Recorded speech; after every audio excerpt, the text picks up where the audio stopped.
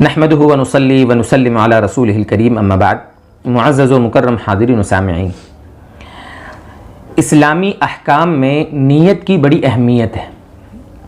देखिए, बहुत से अहकाम तो वो हैं कि जो बग़ैर नीयत के अदा हो जाते हैं लेकिन उनका सवाब नहीं मिलता। वो अमल सही हो जाता है लेकिन उसका सवाब नहीं मिलता।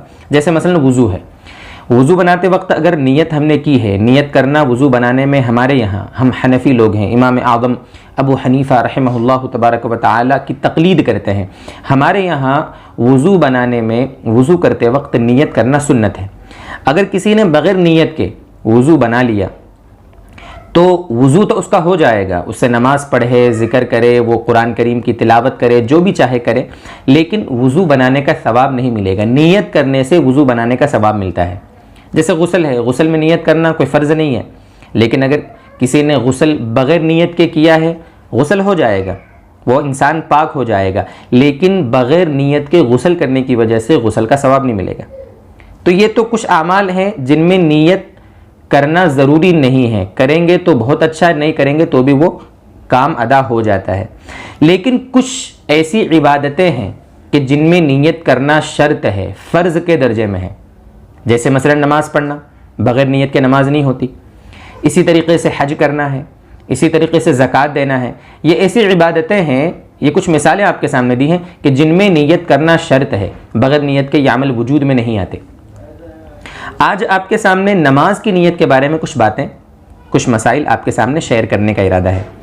देखिए, सबसे पहली बात तो ये समझें कि नीयत ये दिल के इरादे का नाम है। दिल में आपने किसी काम का सोचा, आपकी नीयत हो गई, फ़र्ज़ अदा हो गया। ज़बान से उसका अदा करना और बोलना ये ज़रूरी नहीं है।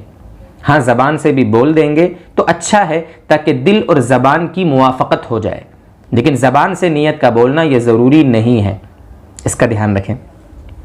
अब असल में होता यह है, बहुत से हम साथियों को देखते हैं मस्जिद में आते हैं और ज़ोर से नीयत करने लगते हैं। नीयत करता हूँ मैं 4 रकात नमाज ज़ोहर की, इमाम के पीछे, रुख मेरा काबा शरीफ की तरफ। इतना बोलते हैं, इतना बोलते हैं कि जब तक अगर इमाम साहब बेचारा रुकू में है तो वो रुकू से उठ जाता है। नीयत के चक्कर में हमारी रकात छूट जाती है।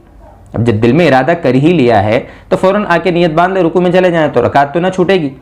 लेकिन वो ज़बान से बोलने को हमारे लोगों ने, हमारे भाइयों ने ज़रूरी समझ लिया और ये समझते हैं जब तक ज़बान से नहीं बोलेंगे तब तक हमारी नीयत होगी नहीं। अब यहाँ बोलना ज़रूरी नहीं है, यहाँ बोलते हैं। और नमाज में बहुत सारे ऐसे काम करते हैं जहाँ ज़बान को हरकत देना, जहाँ पर अपने होठों का हरकत देना, जहाँ पर हुरूफ का सही अदा करना ज़रूरी है, वहाँ पर अदा नहीं करते। नमाज में जैसे मान लो सुबहान रब्बिल आज़ीम, रुकू की तस्बीह है, वहाँ पर खामोश बस इस तरह रहते हैं, न होठ हिलाते हैं न ज़बान हिलाते हैं।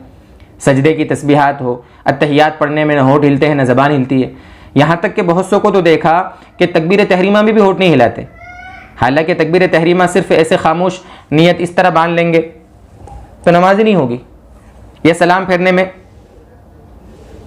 इस तरह मुंडी सिर्फ घुमा दी हमने, अपना मुंह सिर्फ घुमा दिया, ज़बान से बोले नहीं, हरकत दी नहीं, अपने होठों को, अपनी ज़बान को, जहाँ से हुरूफ अदा होते हैं उन हुरूफ जहाँ से अदा होते हैं वहाँ से हुरूफ अदा नहीं किए तो नमाज कैसे होगी हमारी।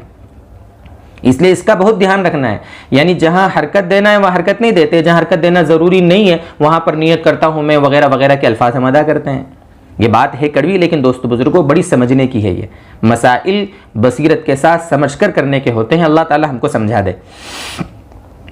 अब इसमें दोस्तों बुजुर्गों, जैसा कि नियत के बारे में आपको बताया, अगर अकेला कोई शख्स नमाज पढ़ रहा है, मुनफरिद जिसको कहा जाता है, अकेले नमाज पढ़ रहा है, चाहे फ़र्ज़ पढ़ रहा हो, सुन्नत पढ़ रहा हो, अकेले नमाज पढ़ रहा है, तो उसे सिर्फ इतनी नियत कर लेना काफ़ी है कि मैं फ़ुला नमाज पढ़ रहा हूँ। मान लो ज़ोहर की फ़र्ज़ पढ़ रहा है, मैं ज़ोहर की फ़र्ज़ नमाज पढ़ रहा हूँ, बस इतनी नियत कर लेना काफ़ी है।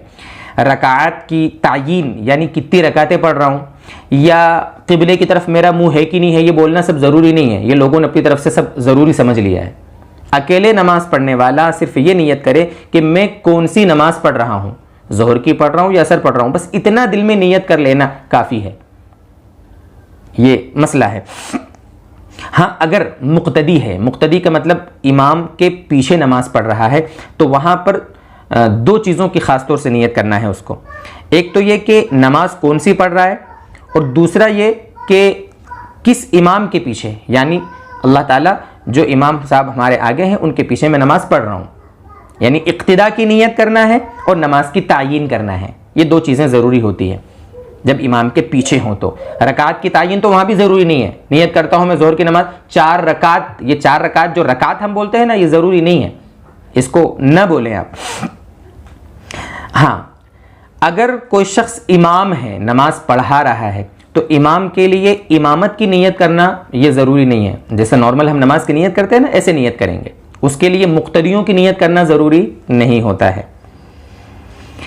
हाँ, अगर पीछे नमाज पढ़ने वाली जमात के साथ औरतें हों तो उसका अलग मसला है, उसे मुझे यहाँ छेड़ना नहीं है, वो आप अपने उलमा से पूछ सकते हैं।